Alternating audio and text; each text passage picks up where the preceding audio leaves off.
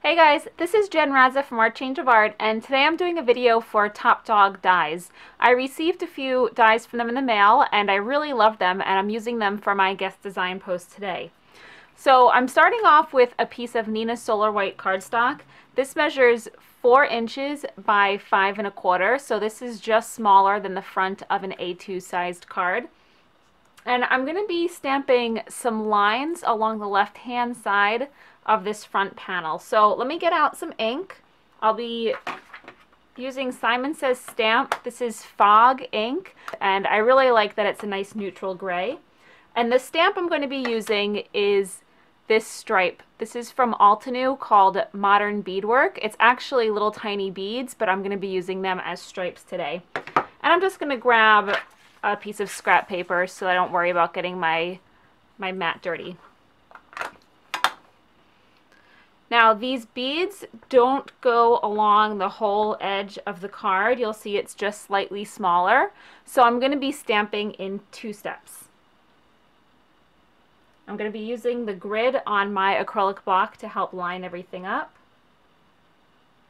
and then carefully stamping down, applying nice even pressure, just like that.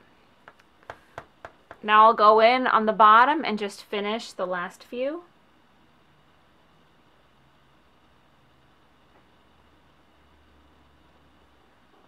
Okay, and now you can see that I have a full stripe. Give me a moment and I'll just finish up the stripes right here and I'll be right back. Now that the stamped lines are done, let's focus on the beautiful butterfly. So the die I'm using from Top Dog Dies, this is part of the butterfly die set. It comes with this beautiful detailed butterfly, as well as another die that is one wing. So if like the butterfly was flying and its wings were closed together, you can use that for those instances. Now I wanted this to be really delicate and pretty, so I'm using some vellum, and this is just plain clear vellum. But instead of die cutting as is, I'm going to bring some color in with Copic markers. So the 3 markers that I'm going to be using are YG21, YG23, and this one is G02. And I want it to be the lightest in the center and get darker as you go out towards the outer edges of the wings. So I'm just going to be coloring right onto the vellum.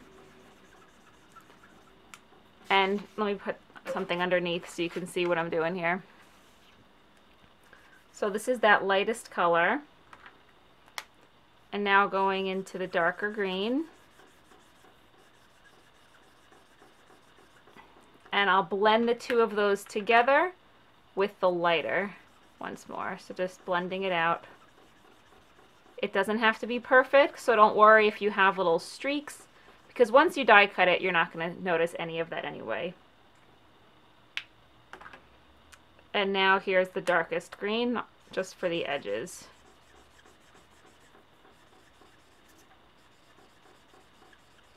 And once again, I'm going to go back and blend it out. Now you'll want to check and make sure that you've colored enough. So I just like to place the die underneath and give it a look. It seems as though I just need to do a little more coloring here and in the outer corners. So let me fix that. Okay, that should be good. Now instead of using this, as the front of the butterfly, I'm going to use it on the back, just like this. So I'm going to place my die right here, tape it down with a little bit of painter's tape so it doesn't shift in my machine, and I'll just go cut this out. Okay, I've just taken this out of my die cut machine, and some of the pieces have popped out already, but you can go back in with something like this. This is a stylus from Martha Stewart Crafts, or you can use a needle or any kind of poking implement that you may have, and just pop out all of those little pieces. So I'm just going through the little holes in the back of the die, and what's happening is you can see everything's kind of just popping out. Now when you remove the butterfly itself from the die, be very, very careful, because the vellum is thin and you don't want to rip it or even bend it, because if you do that, it might be tough to fix and bend back. Just look at how pretty and delicate all of those details are. I just love it. Now let me set this aside. And now I'm going to work on the sentiment. So I have another piece of just scrap Nina Solar White cardstock. And the sentiment I'm going to be using is also from Altenew. And this is from the brand new set called Superscript 2. So the sentiment says love. Now it's going to end up being with love, but I'm going to do something special here for this part of the sentiment. So let me grab an acrylic block. And once again, I'll be stamping it in that fog ink. And I want it to be a little bit darker than everything else that I have, all of these beaded stripes that are on the card. So in order to make it darker using the same ink, I'm going to double stamp it.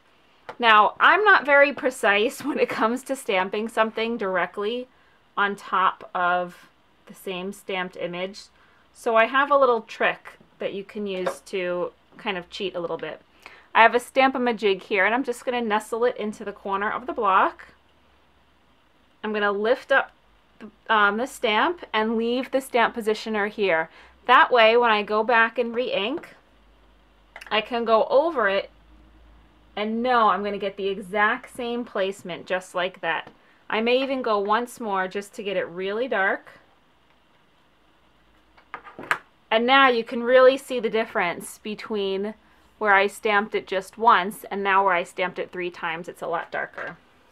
Now, using my EK Success Cutter Bee scissors, I'm going to carefully cut around the outer edge of this love sentiment, leaving a bit of a white border. So now I have that all cut out, and I'm going to put this to the side also. I tend not to assemble the cards until the last minute because I like to see all of my elements before I decide how they're going to combine. Now, to add a little extra detailing on this front panel, I have some plain white thin crochet thread. And I like using this because you can color it any shade you want using paint, ink, or markers. And it comes on this huge roll, and I don't think it was more than a few bucks. It's really inexpensive and a nice alternative to baker's twine if you want to use something a little bit more simple. Now I'm going to wrap this around 3 times. I like doing things in odd numbers. I have 5 lines here, and now there's going to be 3 strings or 3 lines of string at the bottom here. I'm going to leave myself pretty long tails. I have a lot of trouble with tying bows onto cards, and I found that the longer the tail is, it makes it slightly easier. Okay, just give me a second. I'm going to adjust these and tie a nice little bow. Okay, I think we're finally ready to start assembling the card. Once I tied my string around, I took some of the excess slack because it wasn't really tied completely tightly. And I put some tape on either end just so that it looks nice and neat from the front. I've got my butterfly here. And another thing I did was just die cut another butterfly in white. And I cut around the wings so that I'm just left with the body. The reason why I'm doing this is because I want that part to not be translucent. You can see through the vellum, and I wanted the body to stand out just a little bit. So I have some Tombow Mono multi-glue here. And I'm putting little tiny dots here or there on the body. And I'm just going to use my finger to blot off some of the excess because I don't want there to be too much seepage. And now I can carefully place, oops, very sticky. I can carefully place the butterfly on top.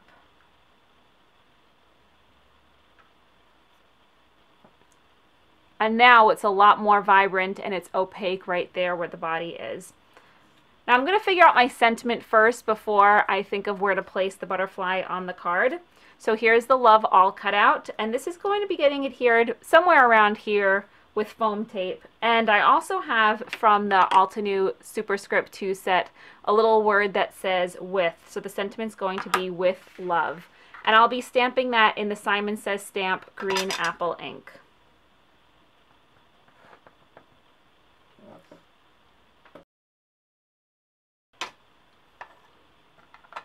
Okay, there we have the word with. And the foam tape that I like to use comes on a roll like this. And I just use my scissors to cut off pieces of any size that I need. I could cut them in half, I could cut them really thin, and I'll just be placing these on the back side of the sentiment in random places so that it doesn't seep or sag down in the center. You want to make sure it's nicely supported from all sides. Okay, now we get to adhere the butterfly. I'll just be using the same Tombow Mono multi-glue, putting some dots on the back of the body, and I'm also going to put some on the wings just near the center here. I want the edges of the wings to kind of curl up so that it gives a little more dimension to the card.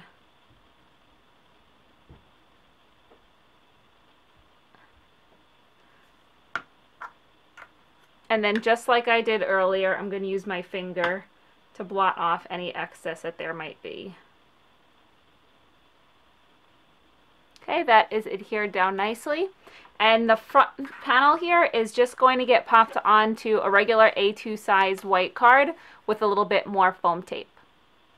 And here's the completed card. I just want to thank Top Dog Dies for having me today as a guest, and I really hope you give this card a try. Have a great day. Bye.